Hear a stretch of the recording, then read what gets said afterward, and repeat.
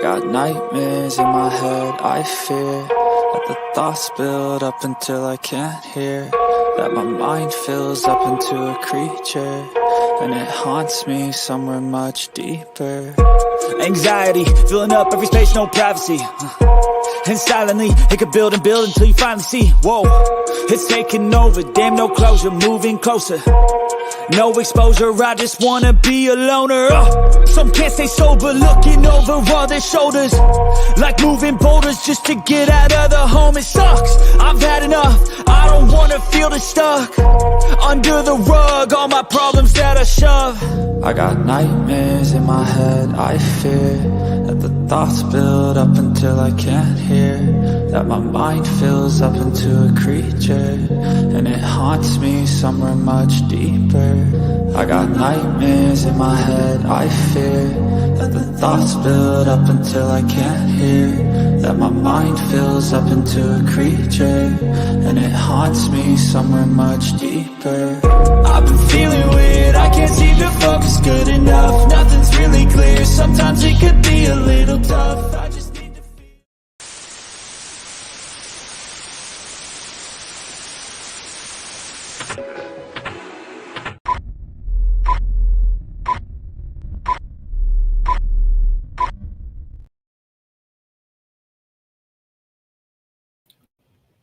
Hello, everyone. How are you? There she is. Hello, everybody. Hey, you can turn your camera off. Okay. So it looks like they have arrested someone as a suspect in the Gilgo. Is that how you say it? Gilgo Beach in Long Island, New York. Yeah, I think that's how you say it. Oh, sorry, I'm trying to get on here with you. Before we There we start, go.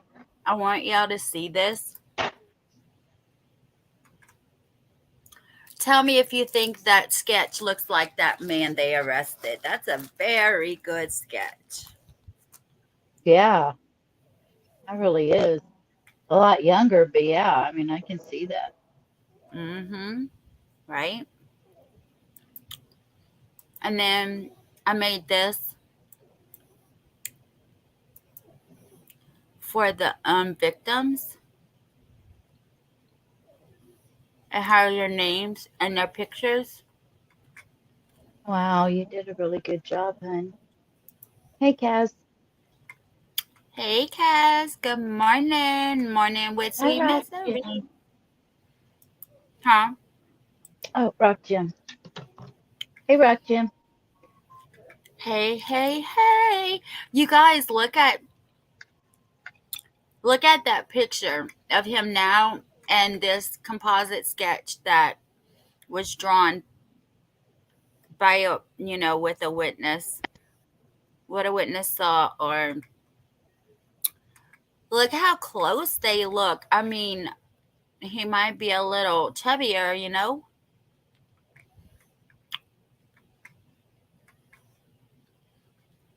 I'm so glad to see you, Rock Jim. I've been missing you.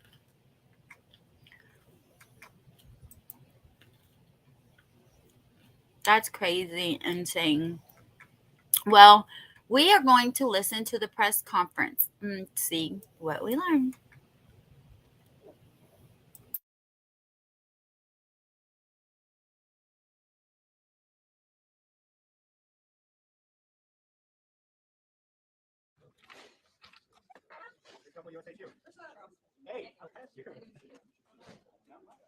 Is Rock Jim male or female? Or neither? I'm trying to figure out whether to put Female. roses or star or hearts or just butterflies.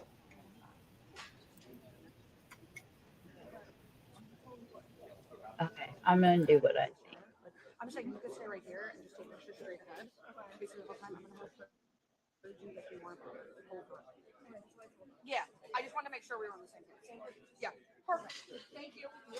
When do you want them? Do you want them right after, like literally right after? Please. Yeah. Please. I'm gonna ask if I can go to Riverhead and Jackie will stay here so we can, because we don't have two computers here. Okay, whatever works. Yeah, whatever works. Yeah. Thank you. You got it. I have one.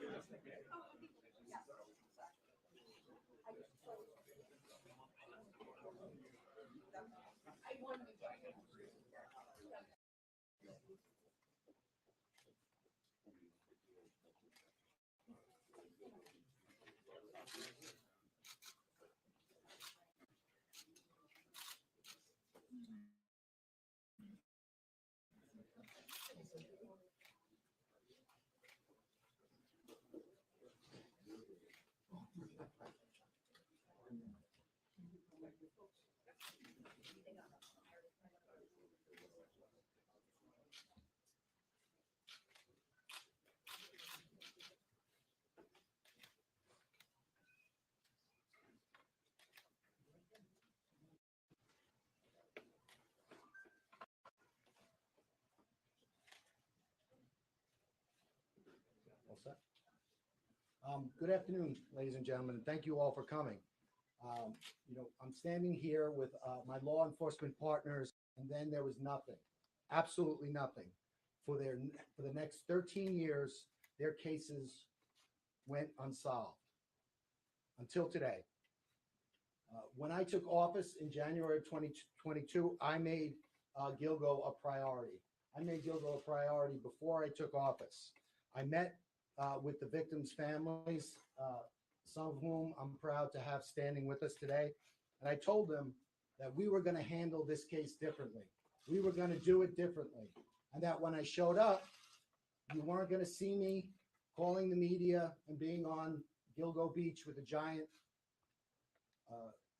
magnifying lens looking for clues 12 years after the case. What I was going to do was I was going to work with my task force. We were going to form a task force. We were going to work with the Suffolk County Police Department. We were going to work with the Suffolk County Sheriff's Office. We're going to work with the New York State Police. We're going to work with our FBI, and we were going to form this task force, and we were going to work together, and we were going to use the grand jury, the power of the grand jury to come to reach it. The jury has two things. It has power, it has reach. You could obtain documents, you could interview witnesses. But the other thing that the grand jury has secrecy. No one knows what you do when you operate a grand jury proceeding. And we knew that when we were investigating this case and when we dealt with the media or whatever it was we were doing, we were playing before a party of one, because we knew the person responsible for these murders would be looking at us. So we were very careful how we handled the investigation. We maintained the integrity of the investigation. Most importantly of all, we maintained the secrecy of that investigation. And I think that's paid dividends as we've seen today. Now, I think that when we had the task force, the first thing we did, got together with Suffolk County Police Commissioner Rodney Harrison. We formed the task force. Our first meeting was February 1st of 2022. And what we did, what all of the agencies here, we made the commitment. We were going to take our most talented investigators. So in the district attorney's office, we took ADAs, myself included. We took analysts, we took detective investigators, and they worked on a daily basis with other talented investigators from all of the agencies here. We started that in February 1st in 2022. 6 weeks later, on March 14th, 2022, the name Rex Heuermann was first mentioned as a suspect in the Gilgo case. A New York State investigator was able to identify him in a database. And from that point on, we used the power of the grand jury, over 300 subpoenas and search warrants looking into this individual's background to bring us to this day.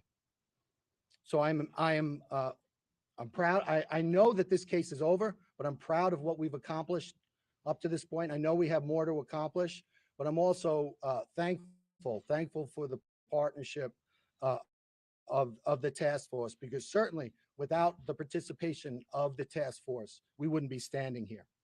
Before I thank some folks and turn it over to our partners, I just want to talk a little bit about the evidence in the case. I know a lot of people know about the case. As I indicated, the victims went missing between July of 2010 and July of 2007 and September of 2010. And in December of 2010, their bodies were recovered. They were buried in a similar fashion, at a similar location, um, uh, in a similar way. All the women were petite. They were they all did the same thing for a living. They all advertised the same way, and there were similarities with regard to the crime scenes. All the women were bound at the head, at the midsection, or at the chest, and later at the legs. The other thing I think was that's been talked about in the media was they were bound by um, burlap.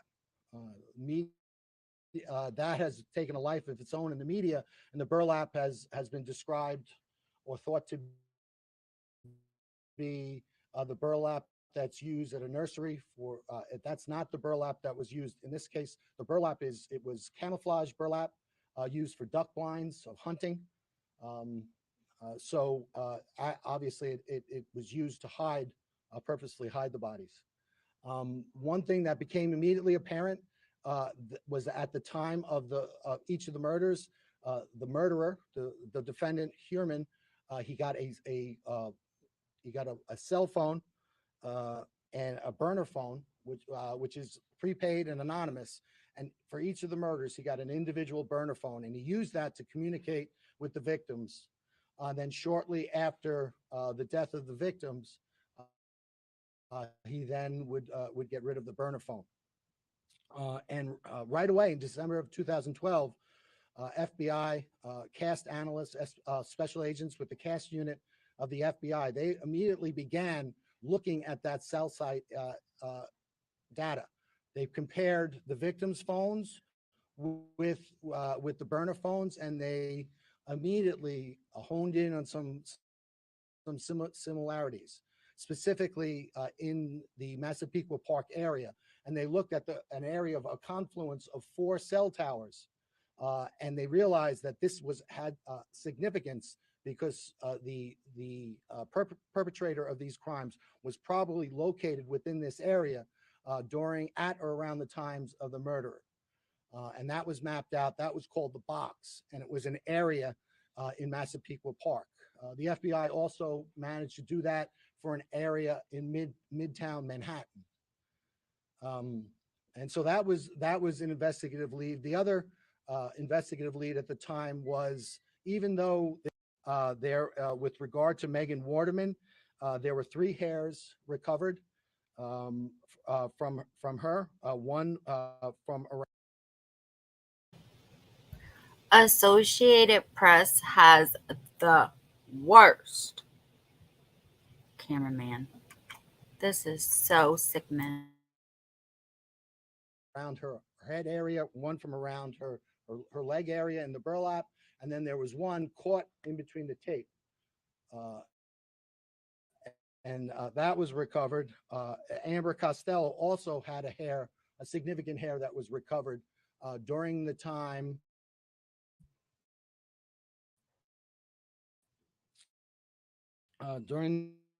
the time of the recovery. But again, the was exposed to the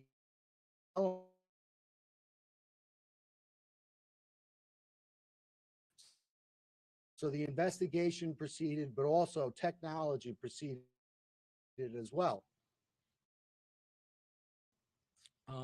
And then in January and February of 2022, we formed a task force He began, and then a mere 6 weeks later, on March 14th, 2022, Rex Heuermann was identified for the first time. Investigator looked at a database. Amber Costello, the day before her disappearance on September 1st, 2010, she met with an individual for the purposes of having him pay her money for her services. But she involved herself in a ruse where once the individual gave her money, and other individuals came into the house, pretended to be significant others, confronted the individual with the purpose of making that individual uncomfortable, having him leave without retrieving his money. And that's exactly what happened. So identified it, but just a naturally big person with glasses, white, and dark hair. Also of significance was that the fact that he was driving a dark-colored black first generation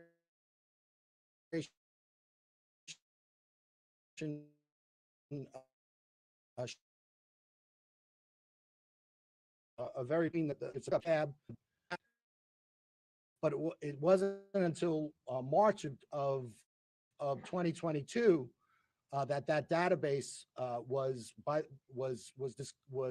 searched by the task force, and this individual was identified.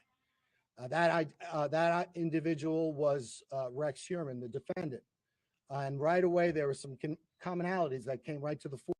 Rex Heuermann, 6'4", largely a large person, not necessarily muscular, but a very physically large person. He has glasses.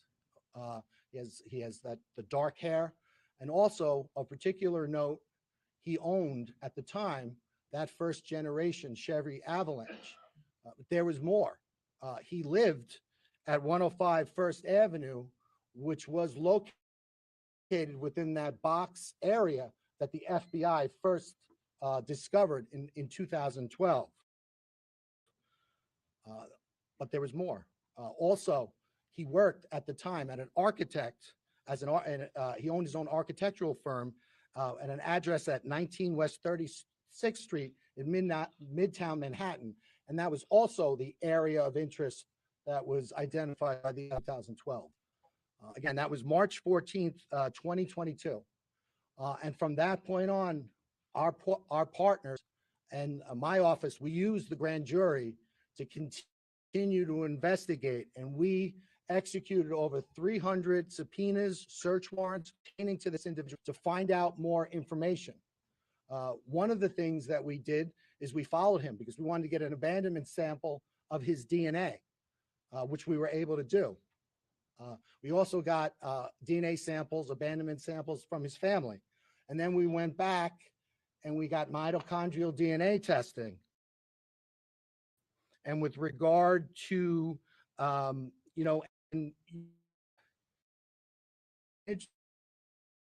there's an aspect about DNA testing,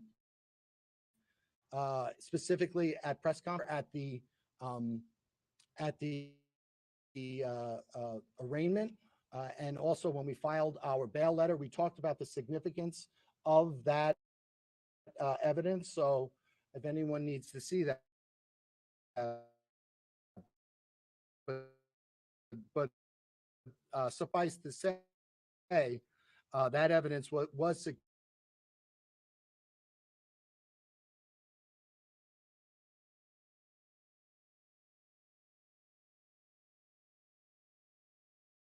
and Costello, that during the commission of those murders, the defendant's wife and children were out of New York State, and he was alone in the tri-state area. We also went back and looked at his cell site records, and we compared his personal cell site records with that of the 4 target phones, and we saw that there was areas of commonality. In other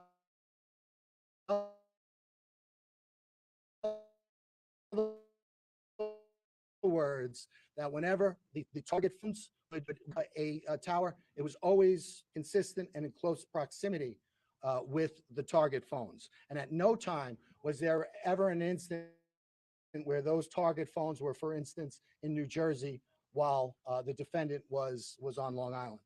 So that was completely consistent. The other thing that we looked at was we looked at his use of burner phones.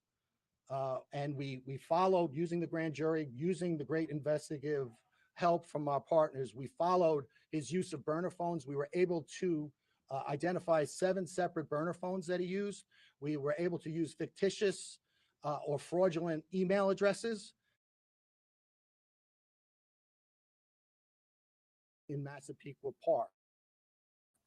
The FBI also managed to do that for an area in midtown Manhattan. And so that was an investigative lead at the time. Was, even though there was a significant amount of time that elapsed with regard to before the victims were recovered, there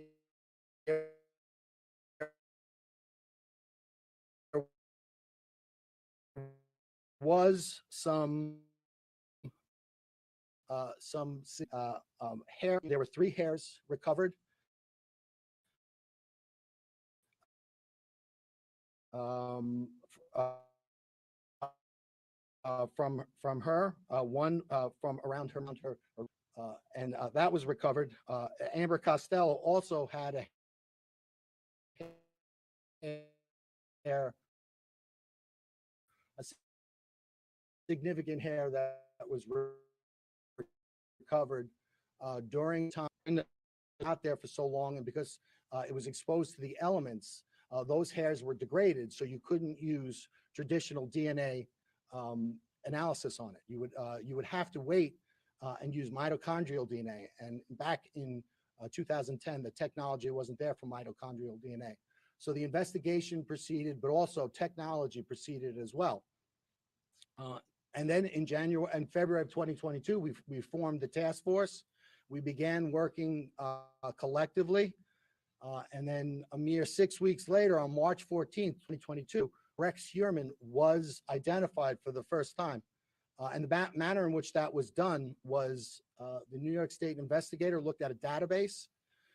Amber Costello, the day before her disappearance on September 1st, 2010, she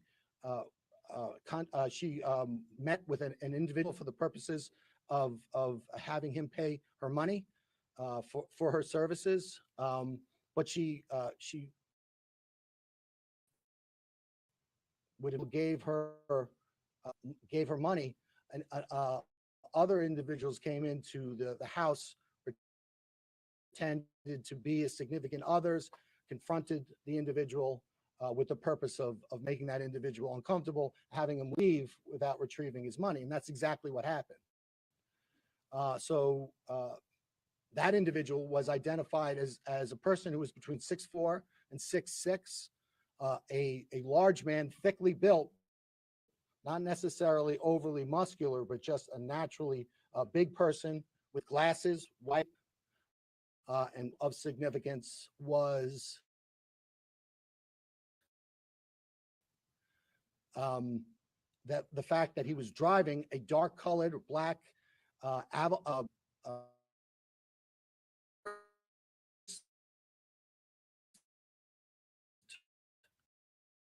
for a very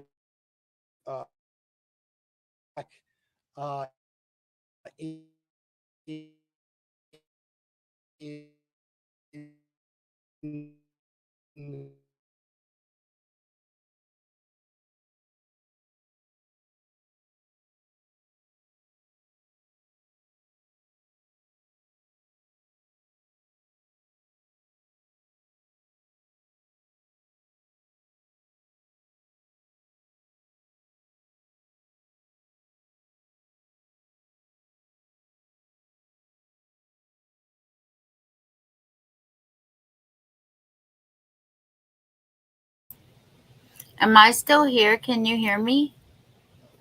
Yes, ma'am. It's just this connection to this video is lousy. I mean, we're getting it, but it's like, is it not muscular, starting and stopping for you? a very physically Chevy Avalanche. But there was more. He lived at 105 First Avenue, which was located within that box area that the FBI first discovered in 2012. Uh, but there was more. Also, he worked at the time at an architect as and he owned his own an address at 19 West 3rd Street in Midtown Manhattan. Also, the area of interest that was identified by the FBI in 2012. Again, that was March 14th, 2022. And from that point on, our partners and my office, we used the grand jury to continue to investigate. And we executed over 300 subpoenas, search warrants pertaining to this individual to find out more information. Uh, One of the things that we did, which we were able to do, we also got DNA samples, abandonment samples from his family. And then we went back and we got mitochondrial DNA testing. And with regard to, there's an aspect of New York State law that doesn't allow me to talk about DNA testing specifically. So I can't do that. However, at the arraignment, and also when we filed our bail letter, we talked about the significance of that evidence. So if anyone needs to see that, but suffice to say, that evidence was significant, especially with regard to the other evidence that we had developed. But there was another interesting aspect. We looked at the Heuermann family travel records, and we learned that during the murders of the last three women, Bartholomew, Waterman, and Costello, that during the commission of those murders, the defendant's wife and children were out of New York State, and he was alone in the tri-state area. We also went back and looked at his cell site records, and we compared his personal cell site records with that of the four target phones, and we saw that there was areas of commonality. In other words, that whenever the target phones would bounce off a cell tower, if the Heuermann personal phone bounced off a tower, it was always consistent and in close proximity with the target phones. And at no time was there ever an instant where those target phones were, for instance, in New Jersey while the defendant was on Long Island. So that was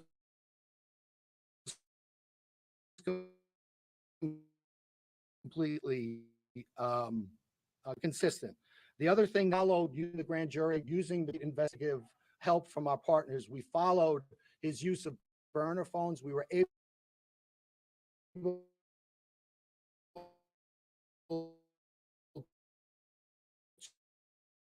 to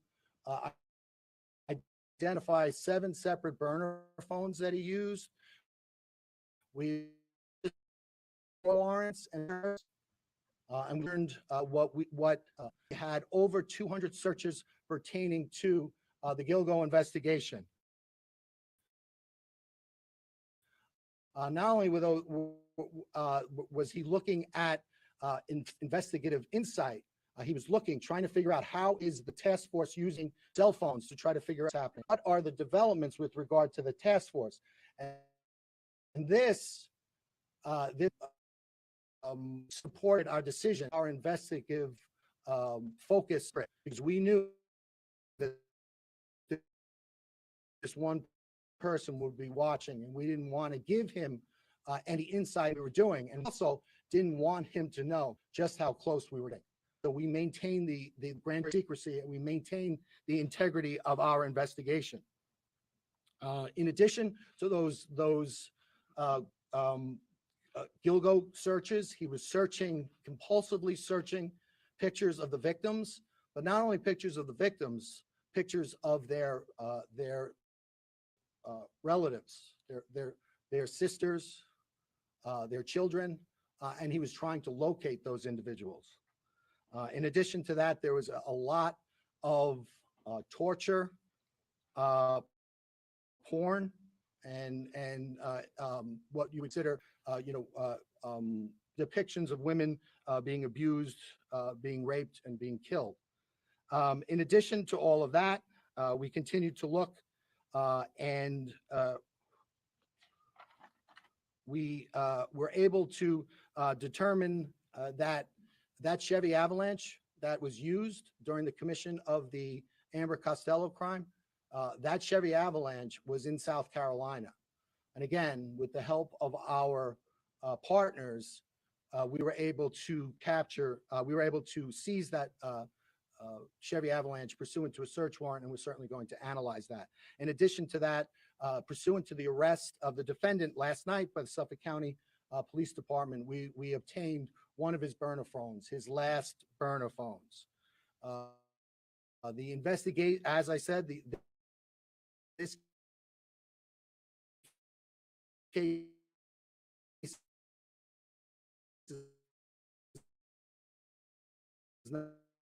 not over. It's only beginning. We're continuing.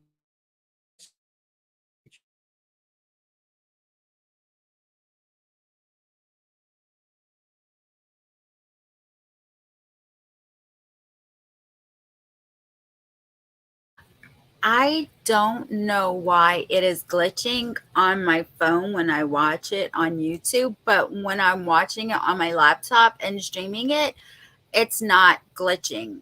And I'm not sure why that is, but I'm We're sorry. getting the Does it? gist of it. Yeah, I mean, we're Could getting the gist embody of the it, very so I mean, worst it's of fine. humanity, it seems that invariably our victims embody the very best of what it means to be human. And in this case, it was no different. I've gotten to know the families, and I'm inspired by them, and I'm impressed by their patience, uh, and by their dogged persistence in not only supporting their lost daughter, but also really standing for victims everywhere. So I want to thank them all so much, and I want to let them know that we're going to continue to work this case.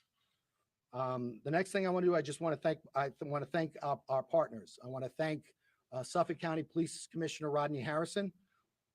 We said it was a change, and when we talked about not going before the media, if you see, Rodney did go before the media, but it was always in a very controlled manner, and it was always with a controlled purpose. Again, we did that because we knew we were playing before an audience of one person.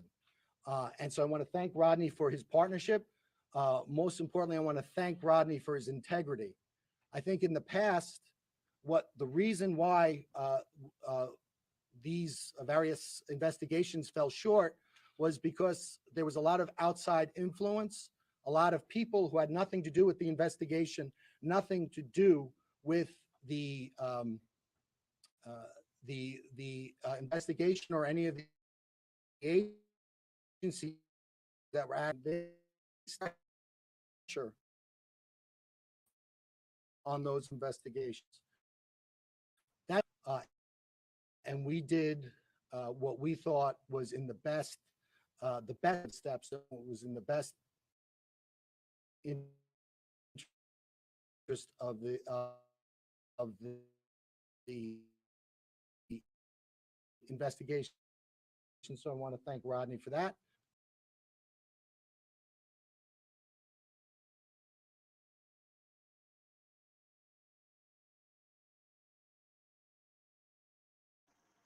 I thought you said there was 30 minutes left. On everything I said about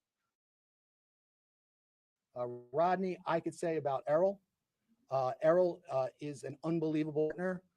He was an unbelievable uh, during the pendency of this case. One of why we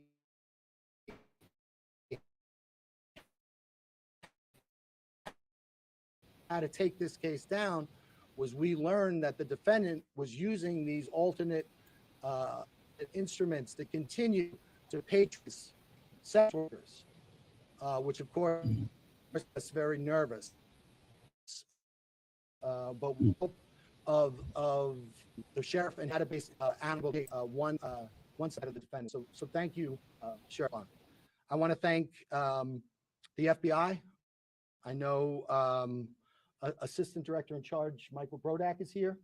I want to thank his entire team. You know, when you have the FBI, not only do you have tremendous resources and insight, whether it's the behavioral sciences unit, whether it's CAST, whether it's CART, which is their computer unit, but you also have the ability to seize a car in South Carolina. I can't seize a car in South Carolina without the FBI. So thank you for that. And thank you for your partnership. And thank you for your willingness to work with us. I want to thank the New York State troopers. I know Major Udis is here and his team. This case is emblematic of great cooperation, but we always get that same level of cooperation from the state police, no matter what case we're working. So I want to thank them. Their investigators did great work on this job and in this case, and we couldn't have done it without them. Lastly, I want to thank Nassau County Police Commissioner Pat Ryder. I don't know if he's here. Did he make it? This case, as I said, spans 13 years, and during that time, Pat Ryder has been our neighbor to the west. When it started, I think he was a sergeant, detective sergeant, maybe uniform sergeant, but whatever. Whenever we needed something to be done, or whenever the task force needed something to be done, Pat Ryder would do it, and he would do it quietly, without much fanfare, and we know he would keep the confidentiality of our grand jury and our investigation. So I want to thank him for that. And with that, I will turn it over to Commissioner Rodney Harrison.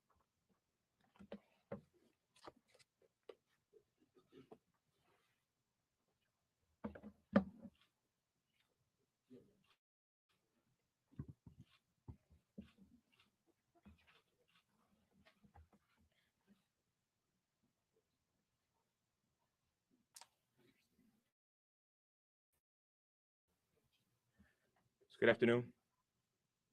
Today is a good day. And before I acknowledge the individuals that had a role in getting to this place, I would first and foremost like to offer my deepest condolences to the family members. To the family members of Amber Costello, Melissa Bartholomew, Megan Waterman.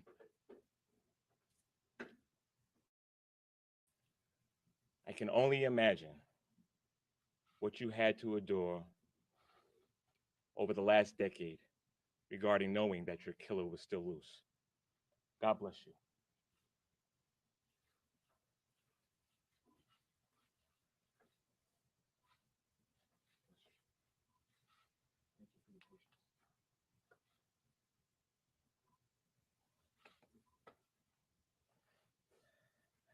So I've had the privilege of being the police commissioner nearly about 2 years now, and I have had that investigative experience in the NYPD as a detective, as the chief of detectives, and when I was going through the process of being the police commissioner, my engagement with the county executive was I was very familiar with this unfortunate homicides, and I wanted to let it be known that this was going to be our #1 priority.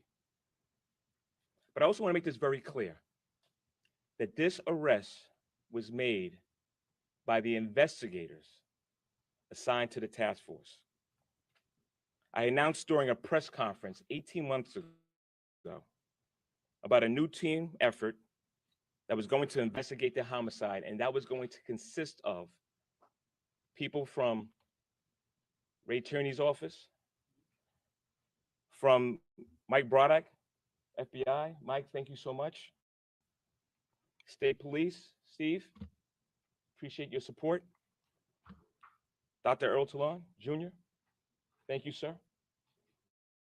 As well as the investigators from the homicide detectives in Suffolk County. Gentlemen, thank you for all you've done, working together with us, making sure we are here today. I also want to thank my partner, Pat Ryder. Pat, good seeing you, man. And former NYPD Police Commissioner, Keyshawn Sewell, for providing resources to assist in the investigation that brought us here today. So one of my first acts was to survey the scene. When I first got assigned as a police commissioner, me and Kevin Breyer went over to Gilgo Beach. I want to thank Kevin. You know, when I first met Kevin, he broke the whole case down and where we stood. He knew the case like the back of his hand. He worked tirelessly in this case. Kev was in charge of overseeing the task force since its creation, and you did a phenomenal job, Kev. Thank you.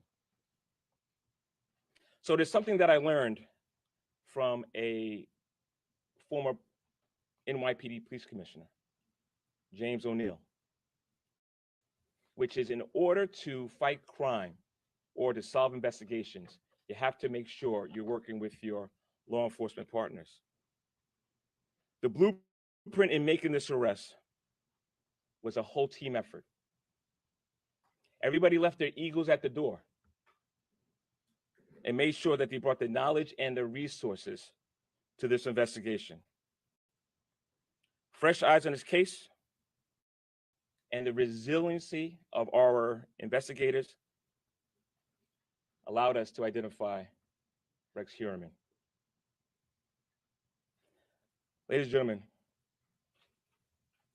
Rex Heuermann is a demon that walks among us, a predator that ruined families. If not for the members of this task force, he would still be out in the streets today.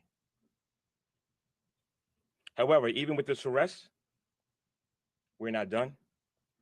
There's more work to do in this investigation regarding the other victims of the Gilgo Beach bodies that were discovered.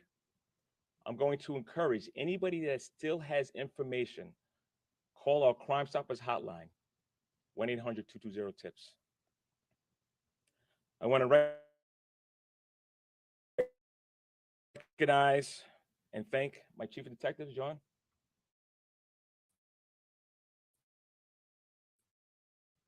Thank you for your great work. Information regarding the case, and let it be known if there was any resources that they needed that you brought it to my attention. The discovery of the and criticism regarding how this investigation was handled. I will tell you this. The investigators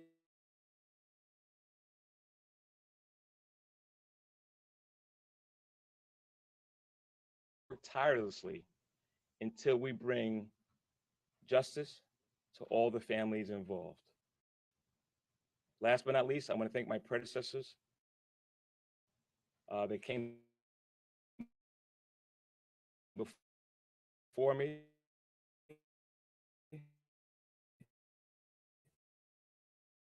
The work that they did, I want to thank them for really the foundation.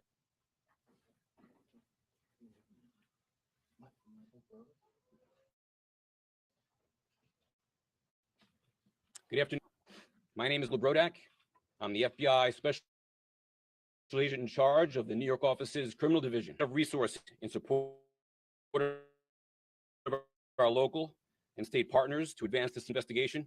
The charges show that we can overcome the most difficult challenges when federal, state, and local law enforcement work together on one task force.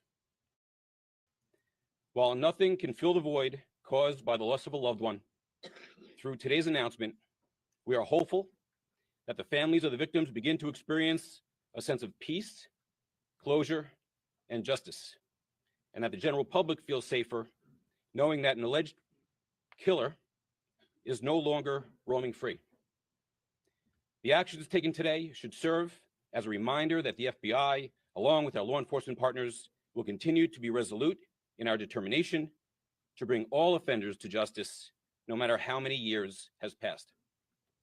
I would like to thank Suffolk County District Attorney Ray Tierney and his prosecution team, Suffolk County Police Commissioner Rodney Harrison and the Suffolk County Police Department, the New York State Police, and the investigators and staff of the FBI New York Field Office, including the Long Island Violent Crime Task Force. Thank you.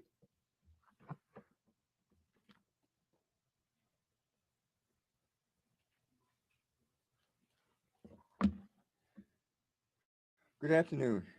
My name is Dr. Errol D. Toulon Jr., and I'm the Sheriff of Suffolk County. I would profoundly like to thank the District Attorney and the police for including me not only here today, but for including the Suffolk County Sheriff's Office and recognizing the importance of jail intelligence. It is extremely important when you realize that we created our human trafficking unit in 2018, that there are victims in the community, and that intelligence is being shared by many of the men and women who are incarcerated today. And we have seen many disjointed investigations occur, and leading up to the leadership of these two men have really brought everything together. I am proud that today we stand here a little bit closer to bringing closure to the families and extend my deepest condolences to all of you. Because of the nature of this case and recognizing that human trafficking and corrections intelligence is so important, we realize that there are many other cases that are going on that we will help to solve going forward. So I thank my intelligence staff and team that are here today for their diligence and their work. While we did our part in this investigation, we continue because we have to house this individual. We have already designated or talked about certain locations where we will house him. And in addition, the security measures we will implement in our facility to make sure that this individual is brought to justice the way he should be. Thank you very much and have a good day.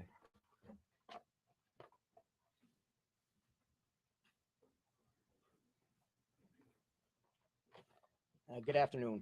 I'm Colonel Richard Allen, the field commander with the state police. And I want to start by expressing my sincere condolences to the family members that are here today. Although losing a loved one, you can never completely get rid of that pain, but hopefully these steps that are taken here today are a step in the right direction for you to start in the healing process or work through the healing process.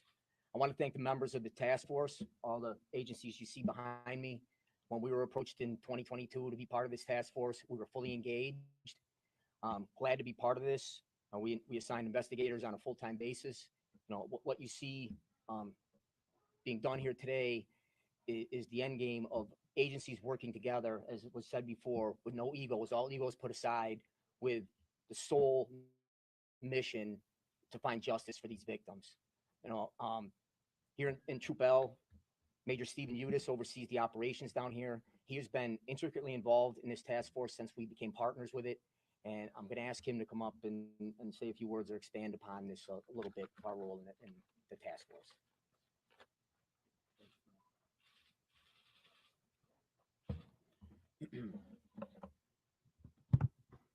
Thank you, Colonel. Good afternoon. I'm Major Steve Udis, New York State Police, Troop L.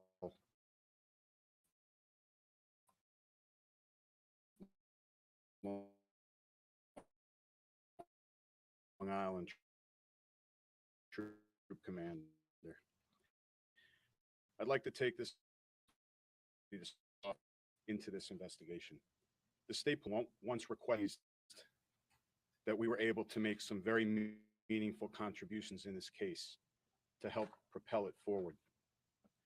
I'd like to take this opportunity to thank all of the task force members from the different agencies and congratulate them on a job well done.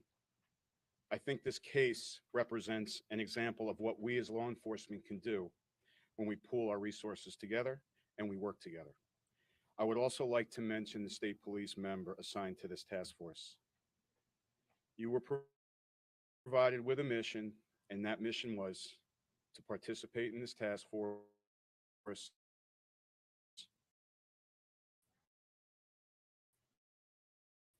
put everything else that you were doing aside, assume place 100%.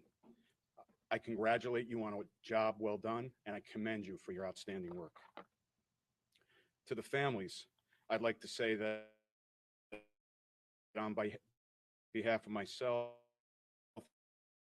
and the New York State Police, we offer you our deepest years ago, but that pain continues. Our hope is that this development today provides you with some relief and some comfort, knowing that the person responsible for your loved one's death is now being held accountable, and he's no longer a threat to anyone else in society. I want you to know, additionally, that the state police is not done here. We are remaining committed and will continue to support the Suffolk County District Attorney's Office, the Suffolk County Police Department, and this task force as we move into the next phase of this process. That's the prosecution. I would also like to say something to everyone watching this with us today. There's been a lot of discussion here today about charges, about the suspect, about what happened, but I would also like everybody to take the time to join with me and keep the families of the victims, and the victims was a family member and a loved one, and their void and their loss caused great pain, and they did not deserve this. Nobody is deserving of this as they move forward. Thank you.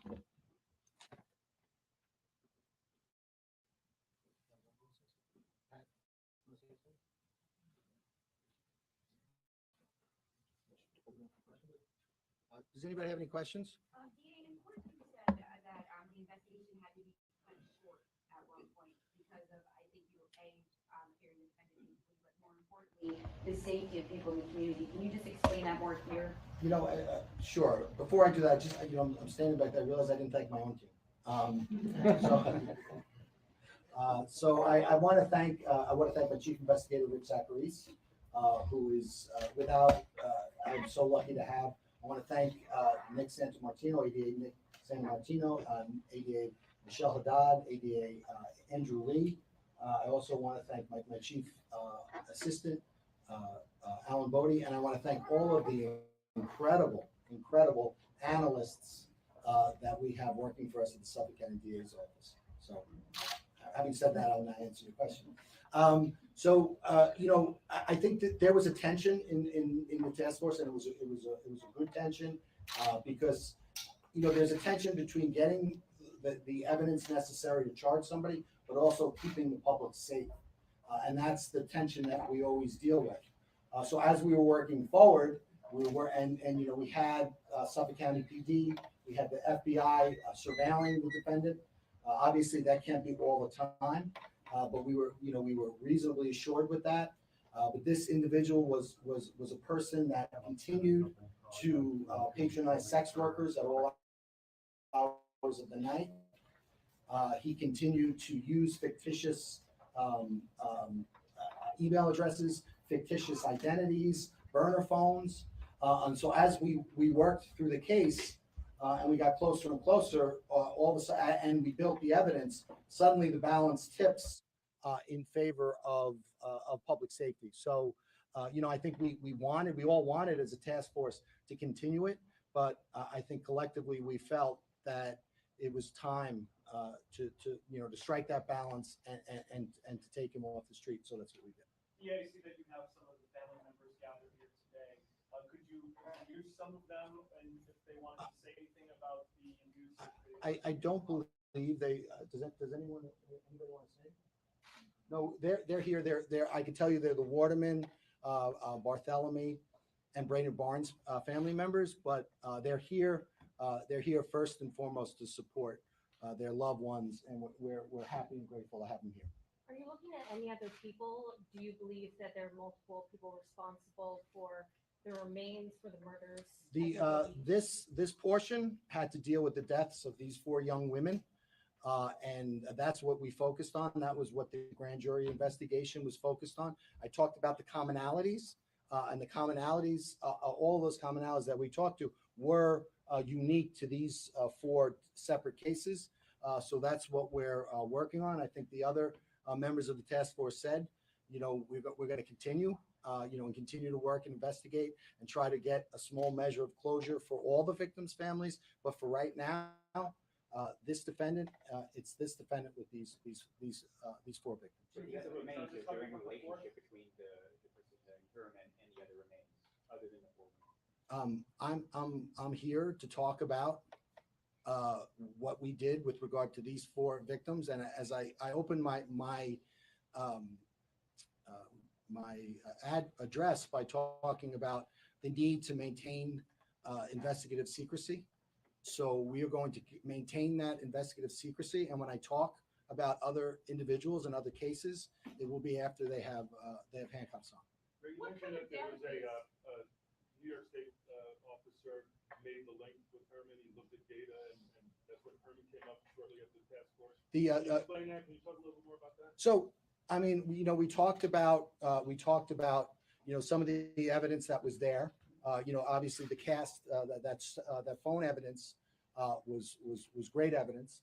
And then there were other commonalities, there were other investigations. But I think one of the good things about having a task force is basically you strip it all down and you start from scratch, and then you use the DA's office, because the DA's office has to get you the lifeblood of an investigation is information. And the way you get information on a cold case is the district attorney's office issues subpoenas in conjunction with the investigators and executes search warrant in conjunction with the and then you mine all that data, and then you let that data take where you need to go. So that's what we did in this case.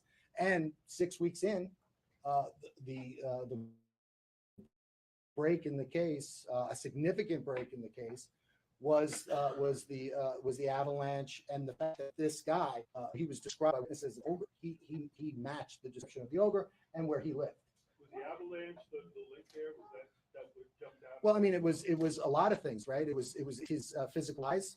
It was his where he lived, where he worked, his members were on the commission of the 3 murders.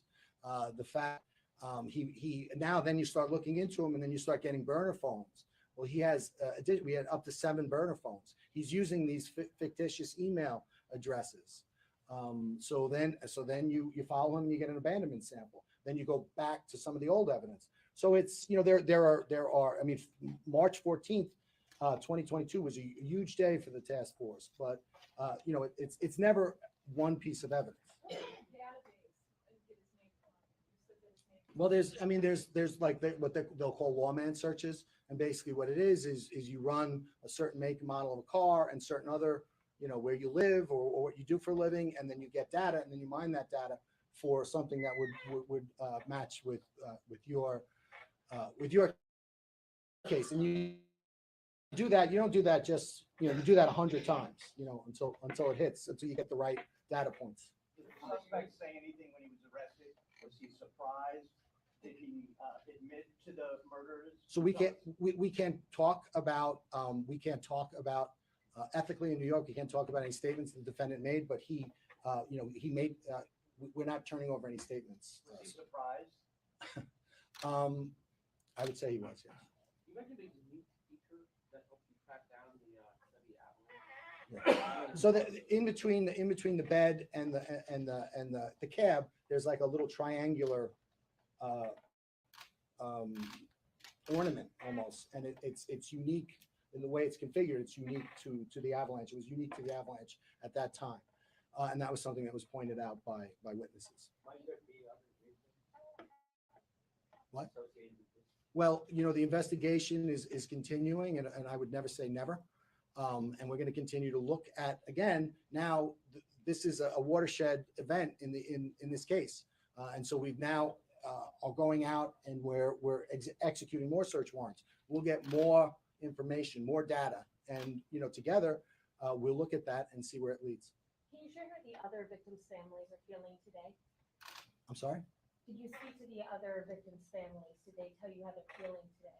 Which so this investigation had to do with these 4 victims. So we've been in touch with the 4 victims through the grand jury process. With regard to victims in general and other victims, who lost people in the vicinity of that area, we speak to our victims all the time, but those are conversations that we keep between ourselves. Can you explain why it is one victim that has not been linked to the charges to the suspect at this point? So it's so first off, Maureen Brainerd Barnes. The other 3, one went missing in 2009. I believe the others in 2010. She was in 2007, so it was a little bit more remote in time. We are working through evidence. A lot of that evidence has to do with forensic evidence and analyses that are not completed. But once those analyses are completed, we feel good about the case, and we're going to just continue to let that process go. And again, I think the initial plan was to allow the grand jury investigation to go a little further, but at a certain time, again, the task force felt, we need to, for reasons having nothing to do with the evidence in the case, we need to take it down. And Jay, can you just sum up this defendant? You've seen a lot. Can you just sum up this defendant and what he is? He's, it's as a prosecutor and as investigators, he is charged with a crime. There are certain elements in which we need to prove that crime. We are going to prove those elements. We're going to work hard. We're going to convict him, and we're going to hold him responsible for what he did. And whether, what I think of him personally, whether I like him, whether I don't like him, doesn't matter. We are going to hold him responsible for what he did in this case. When is the grand jury in panel, and is it concluded? The grand jury is it's secret, and we're going to keep it secret. But we have an investigation, and it is continuing. There was a belt that was presented publicly by the Suffolk County Police Department a few years ago with initials on it. I think one of the initials appeared to be MW, MH, or WH, or something along those lines. Obviously, this guy's got an H in his name. Sure does. Can you talk about that? I mean, he has an H in his name. He has, so it's, what was it, HM? Or WH? Yeah, so he's got an H in his name, and other relatives in his family have a W in their name. What that means, I don't know. Can you talk about alleged motive? Why? Alleged motive? Why? I think that when you look at his internet searches, I think that provides a little insight into his state of mind. And again, we don't have to prove motive. We have to prove the elements, and that's what we're going to do. How did you guys feel comfortable ensuring that you weren't putting these women at risk? Well, you said women. With regard to the sex workers, what we did was we had him under surveillance. We had other means of monitoring him, and again, it's a process, and that process is you have to balance the ability to prove enough evidence to charge him responsible. It's not easy, and we decided at a certain point in time that that we needed to take him down because we didn't feel comfortable with it. So that's what we did. Did the frequency of his searches or the type of his searches increase to cause you alarm? I don't think it was so much. I don't think it was so much the searches. I think that the conduct of the defendant was very consistent. I think, but the quality of our evidence was increasing by the day, by the moment, due to the great work of our task force partners. So at a certain point in time, we're like, okay, we can do this. Was there a murder weapon or was this all by physical force? I believe the cause of death is homicidal violence. Obviously, given the length of time and the exposure to a very harsh environment, forensically there was not not a lot that could be done with the remains other than come to that conclusion. He owned 92 guns. It was said at the arraignment that he had a He license has to have 92 guns. he has permits for 92 guns. He has a very large safe in which guns are kept. We are continuing to execute search warrants, so I'm sure we'll have that answer shortly. There's quite a large gap between when he last defended and his arrest. Is there any concern that he committed any other crimes in that time period before the task force was set up? I'm sorry? Is there any concern that obviously he was known to commit a crime in 2010 and it's now 2013? The task force was set up in 2022. That's quite a large gap. Is there any concern? I think there's always concerns. I think I got into office in January 22. We worked with our partners. We had our first meeting February 1st, and we worked and March 14th was really that watershed day. And when I tell you, I'd like to brag and say that my office was really working hard, which we were, but no other agency was working any less hard than we were. Once we realized what we had and we realized the stakes, all of our partners really worked. I think if you look at the folks standing here, I don't think that, in the last 48 hours, any of us have gotten more than 3 hours sleep. Regarding Maureen Bernard Barnes, how much more do you need to actually find into that? We are going to continue our investigation, and when we are prepared, when we have concluded that investigation, we will we'll bring that to a conclusion, but we will not do it before. All right, thank you. You have one more? Between all the search warrants and the subpoenas, were you ever do you ever think that you were going to lose them? In between all the searching around and stuff? I don't want to tell you, exact investigative techniques because they're, again, part of the reasons why they're effective is because people don't necessarily know what it is exactly we do. But always a concern, but given the professionalism of our partners, their diligence and their commitment, we felt good about the case or keeping the case going until we didn't, and then we took it down. Thank you. Thanks, guys.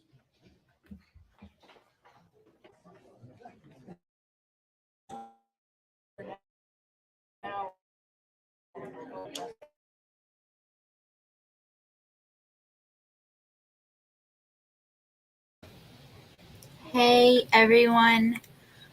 Whew. Hello, Miss Lady. What do you think? That was a lot. You guys, so Avery's son was found unresponsive last night, and Don't you tell as me you of right found out now, more news. yeah, as of right now, he's in ICU, on antibiotics and doing a little bit better as time Oh, goes thank by. God. You scared me. Yeah, Avery's in here. Hey, sweetie. No, but what I wanted to say, I'm sorry, if you guys could say a prayer for Avery and her son, I'm sure they would appreciate that because I know that it was a lot that she went through last night. So I would appreciate that, you guys. Okay, sorry, I'm done now. Lady B? Yes, ma'am. I'm sorry. I was typing, Avery. I Oh, love you, Avery. Call me anytime you want to or text me, whatever. I'm sorry I had to go to work this morning. I had to go to bed, but I've been worrying about it and praying about it all day long. So that was a lot, right? Yeah. Sounds like they were onto this guy for a while, just wanted to make sure they had.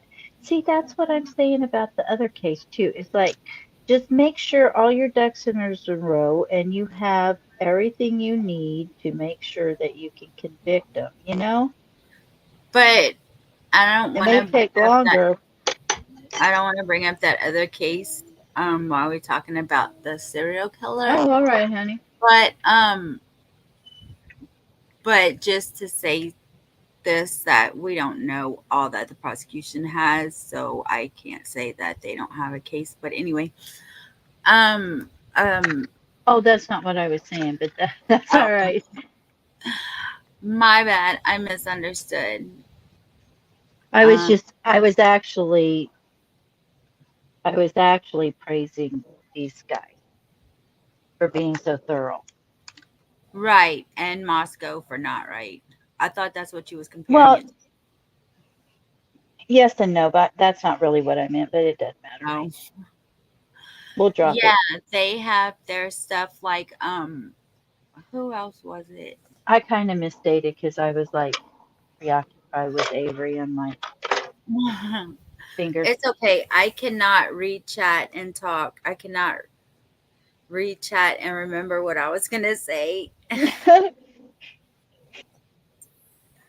Okay, so what do you think? I What do think you they're think, ready miss? to go to trial. I think so too. Sounds like they got a solid case. Absolutely. They I mean, have these guys did it right. It may they have have taken a long time, but they did it right when they caught him, is what I was saying. yes. And you were I wanted to look up who was Mary? I wanted to see it said DNA and some other stuff is what they had. Yes, they just said they didn't have the mitochondrial back then, but they were ever able to pull it now. Did he ever say anything about a toddler or an unidentified male, or he only spoke about the ladies? He said something about, child P, I thought, and I was trying to eat dinner really quick because I was Oh, starving. Um, um, but I it, heard child P in there somewhere. because there was also an unidentified Asian male and a um toddler with the ladies that they found. Oh my goodness. But I don't know if you wasn't in here earlier when I showed it. Look at his real picture versus the composite sketch that they had when it happened.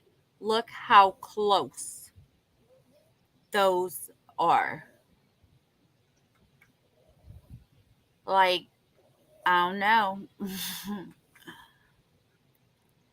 The whole thing looks like, well, not the hair now, but Yeah, I'm on I mean, the we all get a little older, right?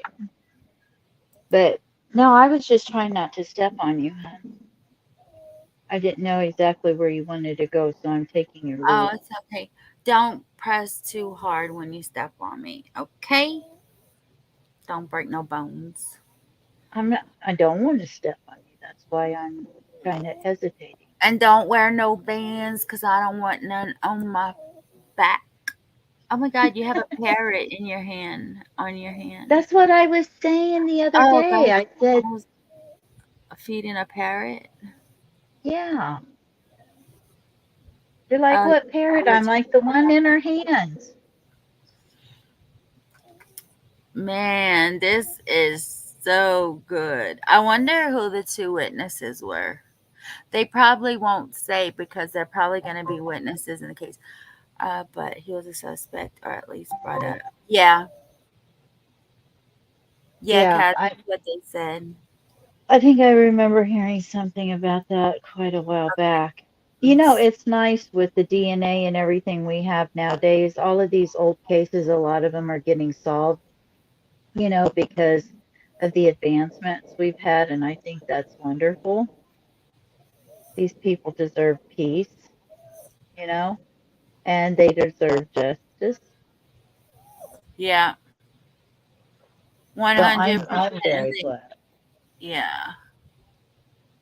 And, I mean, it's wonderful to see an agency using it exactly how it should be and uh, to the benefit of, families and loved ones that are left. I just think it's absolutely fantastic.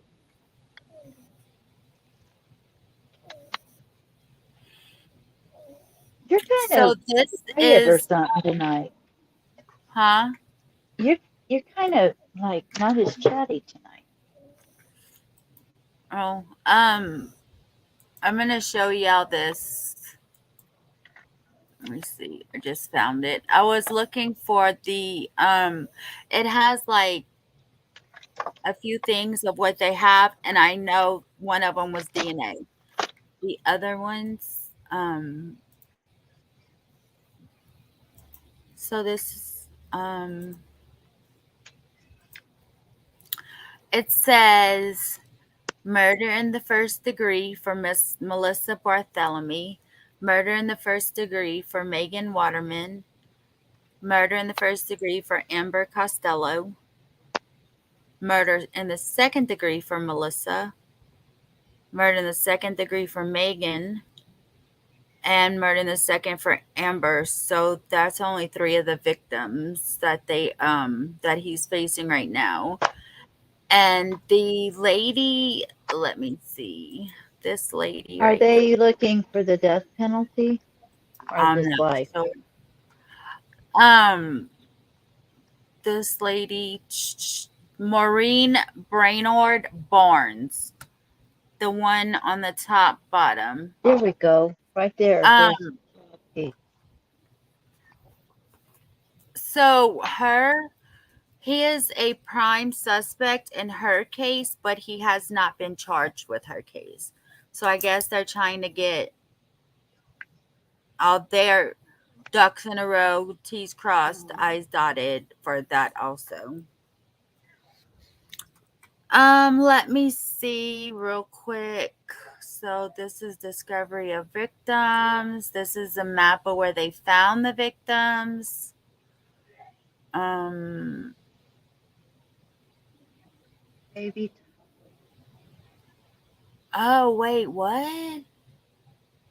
You have up there baby toddler. Huh? You have baby toddler What? Valerie Mack, Megan Waterman. Yeah.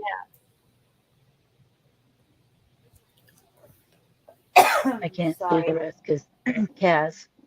Melissa Bartholomew, Jessica Taylor, Asian male, Amber Lynn Costello, Maureen Brainerd Barnes, Megan Waterman, Valerie Mack, and baby toddler. Hmm. I'm gonna Google it right now, Rock Jim. Yeah, it said on right down there on it though. It was saying that there was child P on there. I thought I had heard that correctly.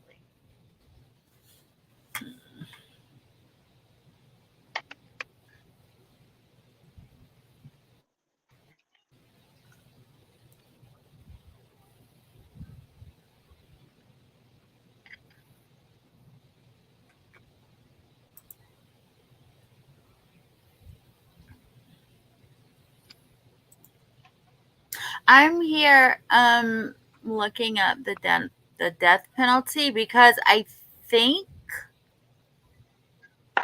um it was abolished, but the only way that you can get the death penalty is for treason and something else. I'm trying to find out what it Well, something else is. I don't know how it works here. I mean there, but here, like BTK, We had the death penalty at the time he was arrested, but they had to go for life in prison without possibility of parole, and he's in solitary because at the time that these crimes were committed, we did not have the DP, so we had to settle for life without parole. So I wonder if that applies there. I mean, because if we would have had DP back then It they seems could have all gone the for it.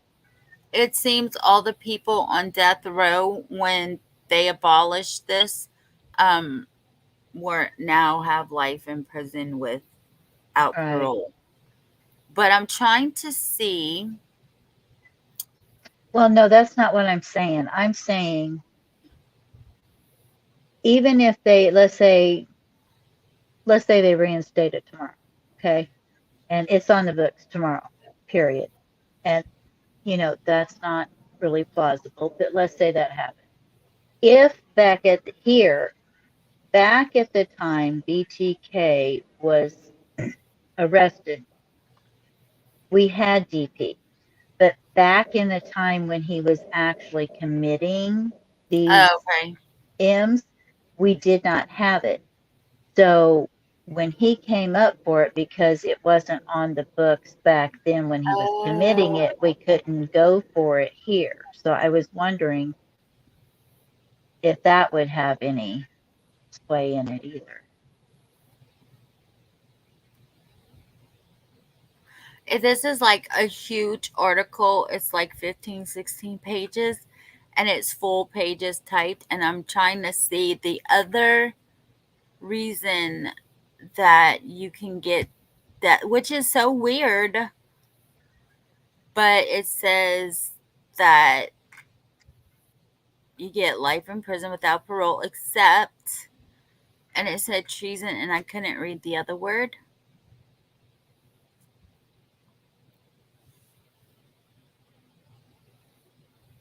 Put it up here. Maybe I can zoom in on it. Serial kitten killer who microwaved pets named Shelley turned in by disgusted lover. Hmm. I'd Alrighty like then. to get a hold of that one. That's a little crazy. There's a question for you in chat. Okay, 1 second. I'm trying to see this. Oh my god. That's not the real Kemper. Get out of here.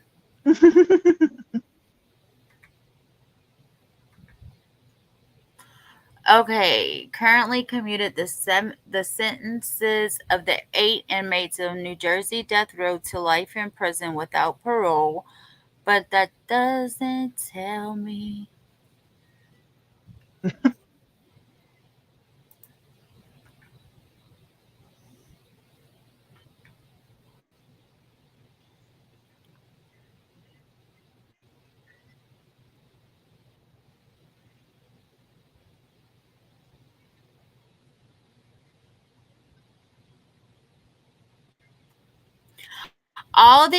You can't see this. All this blue up here. Hello? Can you see me and hear I'm here. me? I can Oh see you. gosh, dog All it. I see is the blue, All right. the names though. Yeah, I took it off.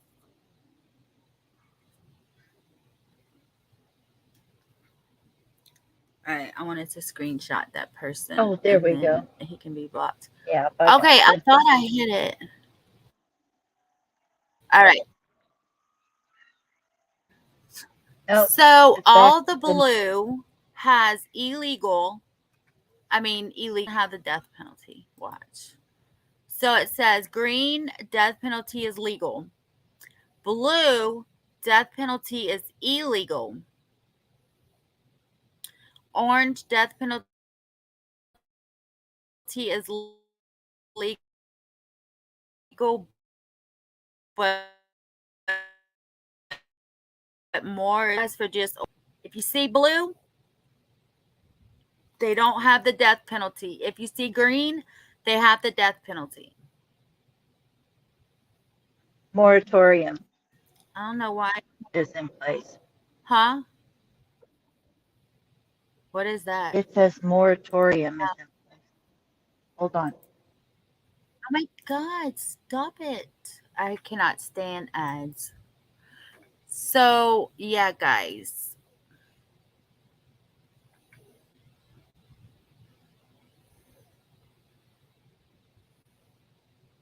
Yeah, that is It not means Kemper. That is a troll.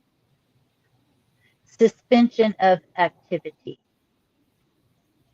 Here you go. So they have a life sentence. I mean, they have death penalty is legal, but what? There's a moratorium on it, which I Say guess means that what? say what Moratorium? moratorium again? Mm-hmm. Moratorium means a suspension of an action. So apparently it's suspended right now. Okay. I In don't three know what that states. means. Maybe they leave it up for, the worst of the worst. And if they decide, they want a death penalty, maybe they can do it. I don't know. I do know that's not the real Kemper. So if you're not a Oh, troll, then definitely. come in as your real name, please. And that's not even Kemper's picture in there. You have a picture with a person with no shirt on or something. I don't know what it looks like. What I look I'm like not a a big troll. naked person. Get out of here. I haven't had a troll in a long since before I did true crime. That's not a girl. Oh my God.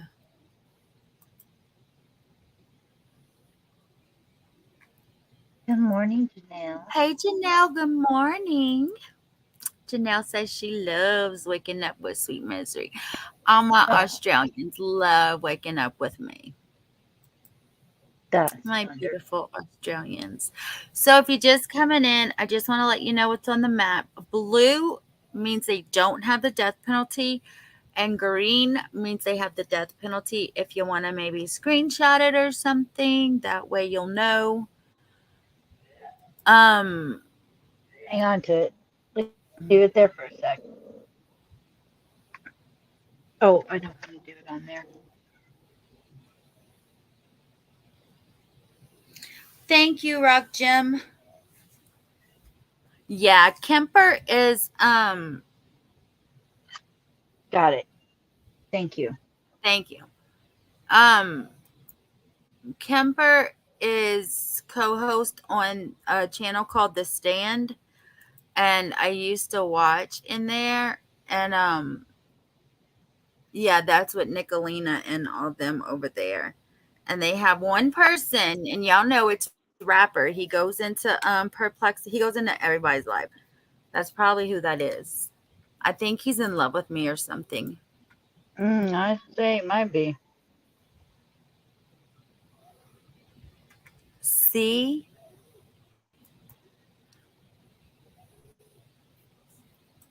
Okay, I don't know what the freak. I thought he was hidden.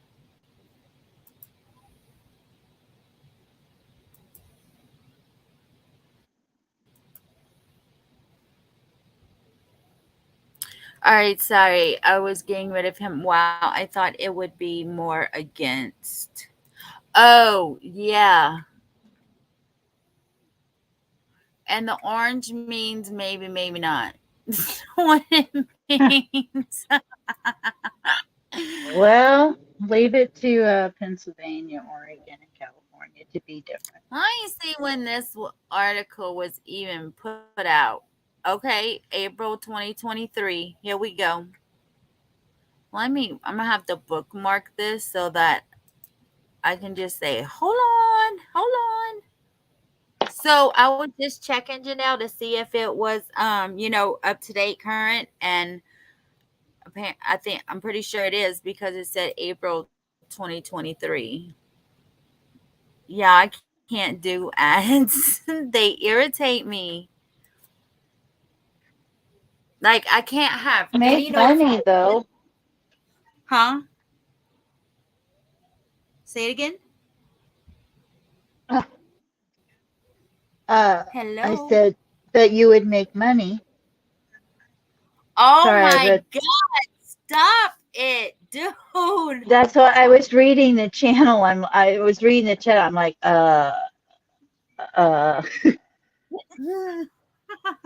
girl, it's your day to get hit on. I tell you what. You can go ahead and block him, Janelle. Thank you. All right, thank you, Rock Jim. Well, for what New Jersey, it says that the only way you get the death penalty is for treason and something else, and I don't know what the So something put else it up is. here. Huh? Can you put it on the screen? I can zoom in on it. You? Yeah. Screen If you share? put it on the screen. No. If you just put it up on the screen, I can zoom in at it and see if I can find out what the word is. Put what on the screen? The document that you're looking to read, the one you're reading that you can't read the other word Oh. in. If you put it up here, I can Oh. see it. Let me see. I need to look for it again. Let me know if that idiot comes back in here. Good grief, it's not even time, even getting close for a full moon. All right, so this is what I'm putting in private chat. This is what it says that I can't read the other word, and this is the link to the article where you can see all 15 pages. To put it in chat or in the back? Oh, no, I put it in private chat. There you go. All right. Kaz, damn, we may have to work this I'll live. try Stop if I hiding. drop. Oh my God. I'll try. If I drop, I'll be back up. That's Rapper, you guys. Just, oh my gosh. I'm about to end this. He's so stupid.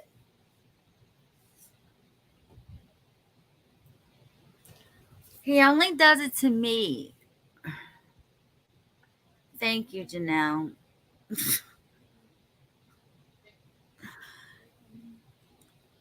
Dude, and then I saw he was in, when I was watching Laura's replay yesterday, I saw he was in her chat as Rapper chatting. I don't know what his issue is, y'all. I just think he's madly in love with me and he don't know what to do with himself. This has been going on for a very long time.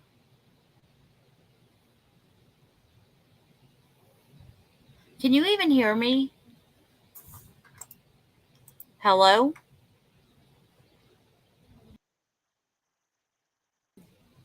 Hello? Can you hear me? Hello? Can you hear me?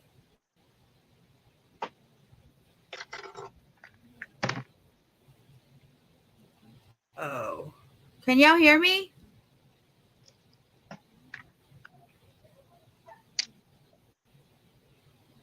Lady V.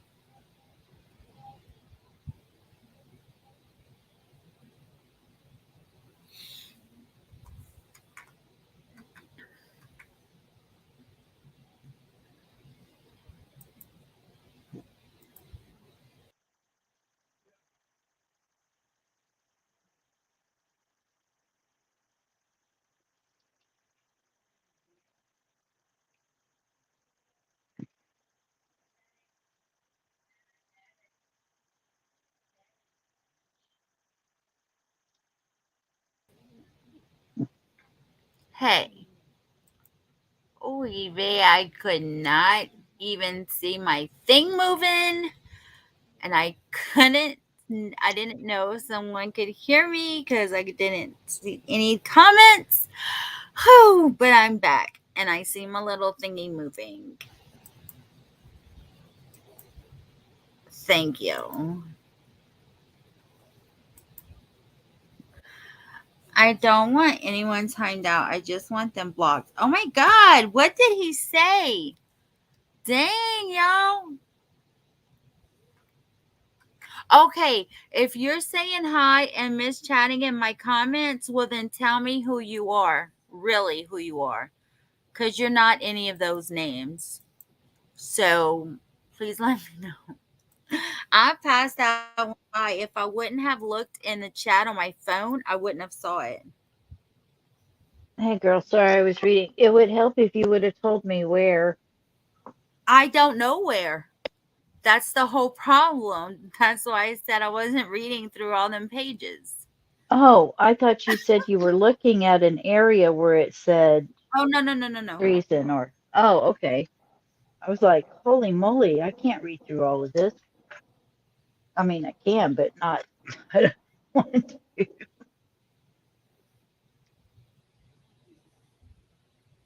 You talking? Huh? I'm Oh, I was reading at. chat. You know, I can't multitask. All righty. Well, as Oh long my as we're not gosh. disconnected. Yes. Well, Just better. I think I'm going to get off now so that he doesn't come back with a different name. And I really hope he doesn't come in Laura's live tonight. Oh my God. I'm sorry, honey. But anyway, Well, I enjoyed being up here with you anyway. I enjoy having you up here with me. That's why I text you the link.